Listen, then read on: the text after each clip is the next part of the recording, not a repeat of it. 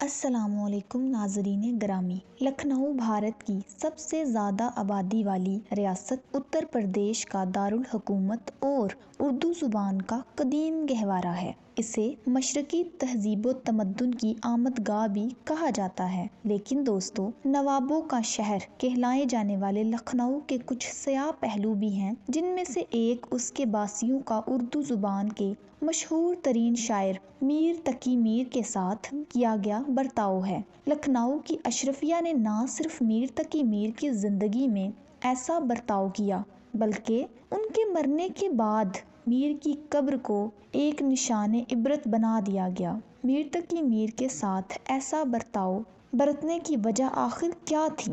تو چلیے کچھ روشنی ڈالتے ہیں میر تقی میر اور لکھنؤ شہر کے ان سے رشتے پر۔ دوستو، یہ لکھنؤ شہر میں تعمیر شدہ ریل کی وہ پٹڑیاں ہیں جن میں سے کسی ایک کے نیچے ہی میر تقی میر کو دفن کیا گیا ہے، جنہیں خدائے سخن کے خطاب کے نام سے بھی یاد کیا جاتا ہے۔ شور شرابے سے دور رہنے والے تنہائی پسند میر کی آخری آرام گاہ اس دن رات ریل گاڑیوں کے شور اور مسافروں کی چیخو پکار سے گونجتی رہتی ہے۔ آج میر تقی میر کی ممکنہ قبر سے کچھ قدم دور نشانے میر کے نام سے ایک علامتی ڈھانچہ تعمیر کیا گیا ہے، تاکہ لوگ یہاں آ کر میر کی قبر پر فاتحہ پڑھ سکیں اور انہیں خراج تحسین پیش کریں۔ لیکن اس علامتی قبر کا بھی انتہائی برا حال ہے۔ یہاں نہ صرف مقامی لوگ اپنے گھروں کا کوڑا کرکٹ پھینکتے ہیں، بلکہ بہت سے لوگوں کو یہاں بلا اجازت قبضہ بھی ہے۔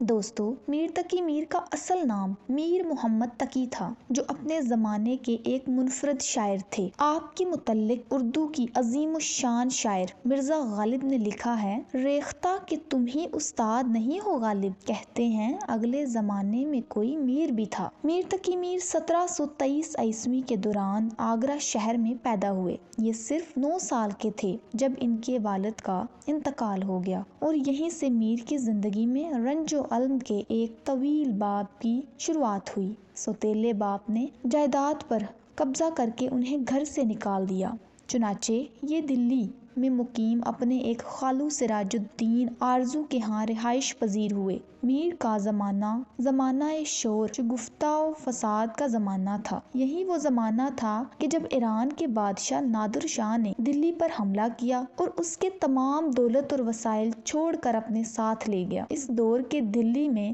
غربت و افلاس کا دور دورہ تھا۔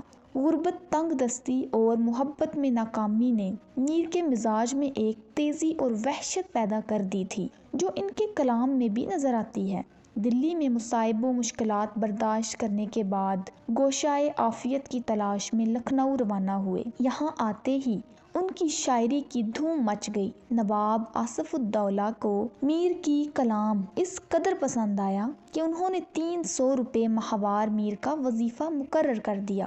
میر کی زندگی میں آرام و سکون سے گزرنے لگی، لیکن اپنی تن مزاجی کے سبب جلد ہی نواب آصف الدولہ سے ناراض ہو کر لکھنؤ کے دربار سے الگ ہو گئے۔ میر انتہائی غیرت مند انسان تھے۔ انہوں نے اپنے کلام کی بے عزتی پر بھوک و افلاس اور غربت کو ترجیح دی۔ خدا نے میر تقی میر کو ایک بیٹی سے نوازا تھا۔ وہ اکثر اس تعلق سے فکر مند رہا کرتے تھے کہ جہیز کا تقاضا کیسے پورا کیا جائے۔ جب شادی کا وقت آیا تو میر نے اپنی تمام جمع پونجی اور بہت سا قرض لے کر اپنی بیٹی کے جہیز کے ہر مطالبے کو پورا کیا۔ شادی کی شام بیٹی رخصت ہوئی تو اس کے ساتھ انتہائی ضروریات زندگی کی چیزوں سے لدی ہوئی بیل گاڑی بھی۔ میر کی بیٹی، جو اپنے باپ کی غربت اور اس کے قرض سے واقف تھی، وہ اس غم میں تمام راستے روتی رہی، یہاں تک کہ وہ اپنے سسرال میں داخل ہونے سے قبل ہی دم توڑ گئی۔ جوان بیٹی کی موت نے میر کی زندگی سے تمام رنگ اڑا دیے اور انہوں نے اپنی باقی تمام زندگی اس کے غم اور صدمے میں گزار دی۔ مورخین کہتے ہیں